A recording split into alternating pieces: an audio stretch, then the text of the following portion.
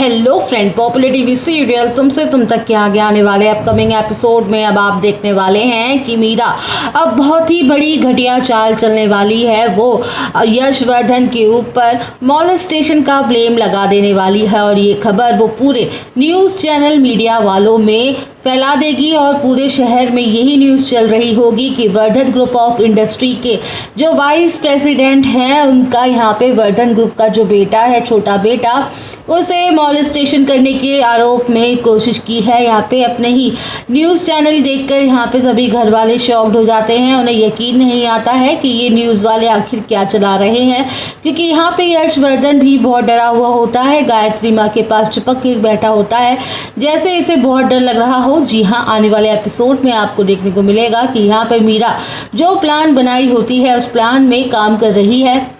पहले वह यशवर्धन को चोरी छुपे अपने घर पर बुलाती है, जानबूझकर उसे चिपकने की कोशिश करती है। सब कुछ करने के बाद यहाँ पे घर वाले भी सोच रहे होते हैं कि पता नहीं यश आखिर कहाँ चला गया, वो भी बिना किसी को कुछ बताए। और यहाँ पे आर्य को समझ में नहीं आता कि यश इतनी रात को कहाँ जा सकता है।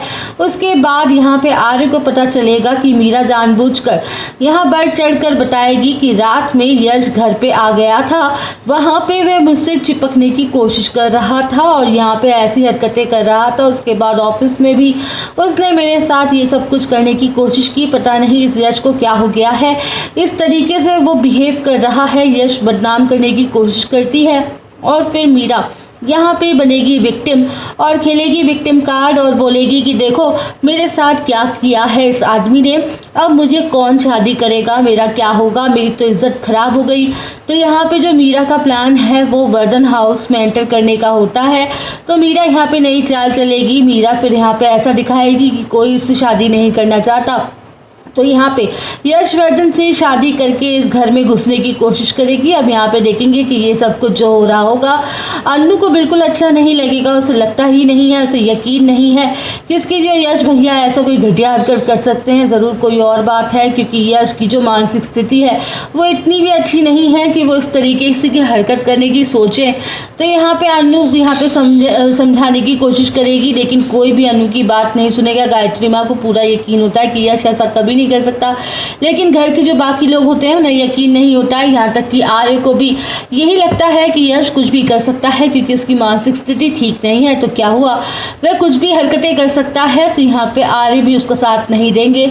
झेंडे भी समझने की कोशिश करेगा कि वो ऐसा नहीं कर सकता। पता नहीं मीरा का दिमाग खराब हो गया है, क्या चल रहा है जो समझाने की कोशिश करते, क्योंकि झेंडे को पता है कि मीरा हमेशा आर्य को पाने की कोशिश करती है और वो कुछ भी कर सकती है, किसी भी हद तक जा सकती है। वो आर्य को पाने के लिए, आर्य के करीब रहने के लिए, प्यार में इंसान सारी हदें पार कर सकता है।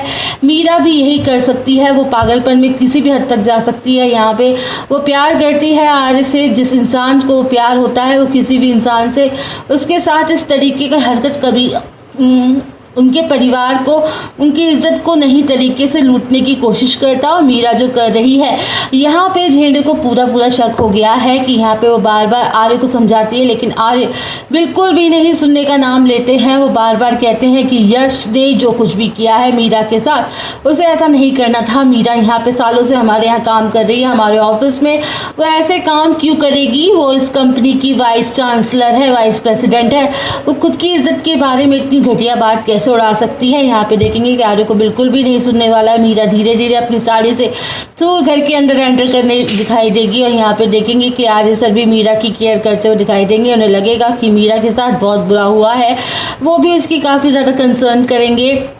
अन्नू को ये सब अच्छा नहीं लगेगा। झेंडे भी मीरा के बारे में पता लगाने की पूरी कोशिश करने वाला है।